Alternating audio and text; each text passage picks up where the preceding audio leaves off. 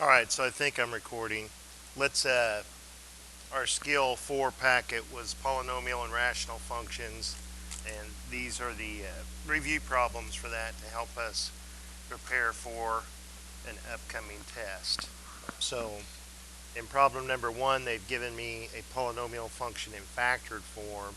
It does not say that I have to rewrite this and write it in standard form, so I can answer both of these questions. What is the leading coefficient? What is the degree?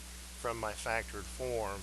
I do want to, within the factors, um, I like to rewrite it and have my x terms first, so that way I do not make any kind of a silly mistake.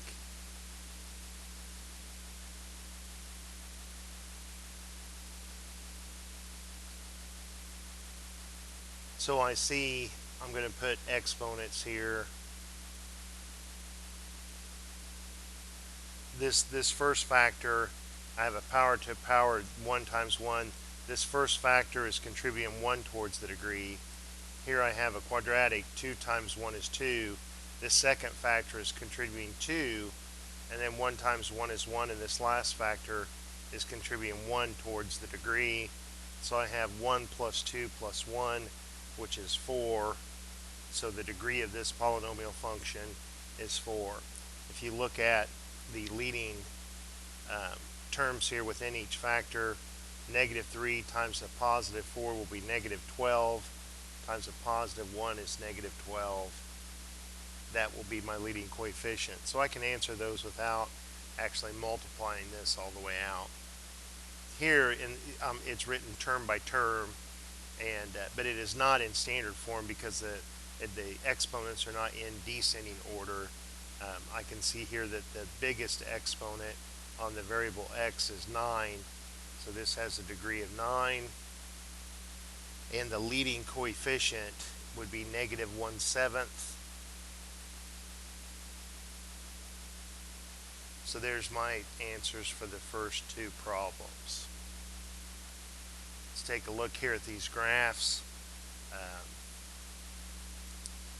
We didn't really have rigorous definitions for the graph being smooth or a graph being continuous. We more or less just took a description. By smooth, we meant that the graph would have no sharp corners, and by continuous, we took it that can you graph the entire graph without ever lifting your pencil up off of the paper. So here, right away, I see sharp corners in this graph, so I know that this graph is not smooth. So if they made the statement this graph is smooth, I claim that's false. Now I can graph the entire graph without ever lifting my pencil off of the paper, so I agree with that yes, this graph is continuous. Now, could it be a polynomial? No, because I know that the graphs of polynomials are both smooth and continuous.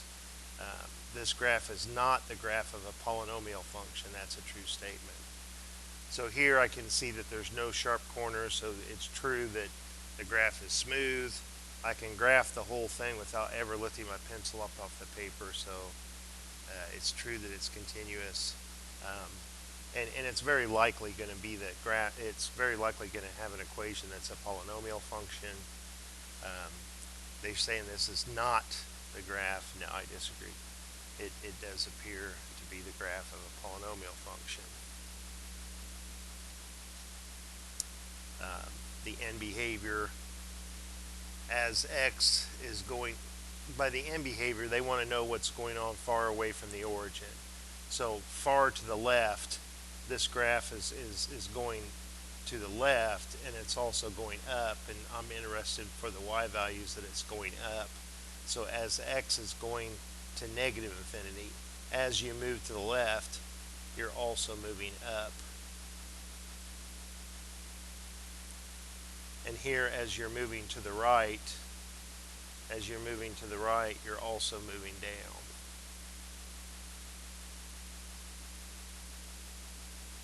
So these do have to be paired like that together.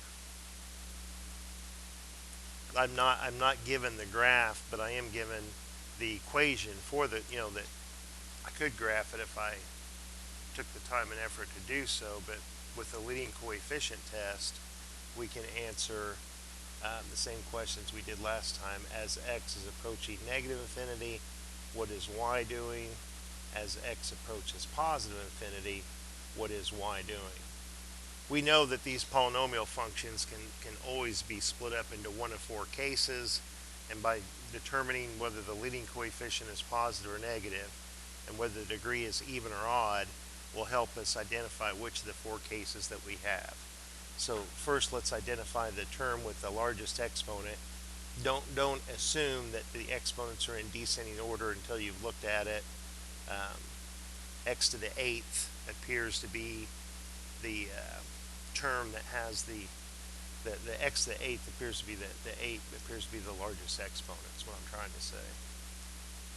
So the degree is 8. 8 is an even number. Being even, I know that the end behavior, the tails are going in the same direction. They're either both going towards positive infinity or both towards negative infinity. The leading coefficient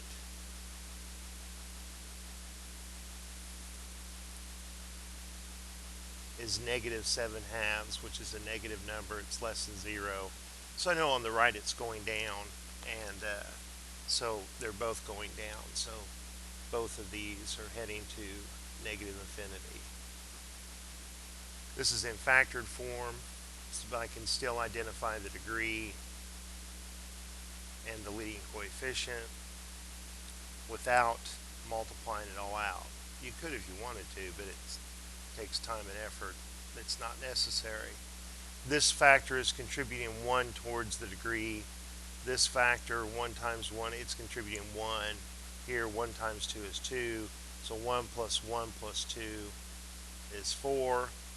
That's, again, an even number. The leading coefficient, negative 5 times a positive 1 times a positive 1, again, is negative. So we have the same answer that we did before, that as x is approaching negative infinity, y is approaching negative infinity. As x is approaching positive infinity, y is approaching negative infinity. With evens, they'll both be the same sign, and with a leading coefficient negative on the right, it'll be going down. Those are my answers for 6 and 7. And I'll stop there on this video and continue on the next for the others. So I hope this helps, and I'll talk to you later.